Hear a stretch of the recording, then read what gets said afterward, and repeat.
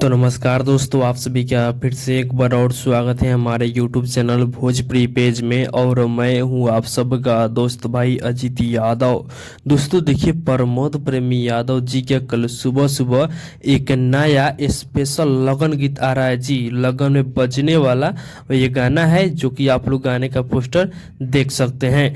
दोस्तों ये गाना त्रिमूर्ति म्यूजिक वर्ल्ड चैनल से रिलीज किया जाएगा, जिस गाने का नाम है फंस गयनी बराती में जी। गाने का नाम है। दोस्तों बता दें कि इस गाने को प्रमोद प्रेमी यादव जी सिंगली अपने आवाज में इस गाने को गाए हैं, जो कि इस गाने को रवि यादव जी लिखे हुए हैं।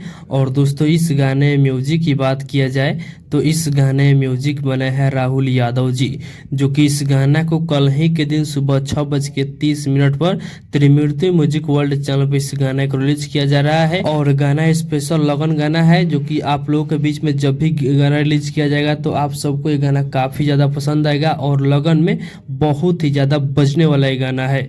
तो बाकी दोस्तों आप लोग तैयार है, कल सुबह इस गाने को रिलीज किया जाएगा सुनने के लिए। तो बाकी दोस्तों फिलहाल का ये अपडेट है, आप लोग इसके बारे में क्या कहना चाहते हैं कमेंट बॉक्स में बताइएगा। और इसी के साथ हम इस वीडियो को समाप्त करते हैं। ये वीडियो अगर पसंद आया हो तो इस वीडियो को लाइक शेयर कीजिएगा।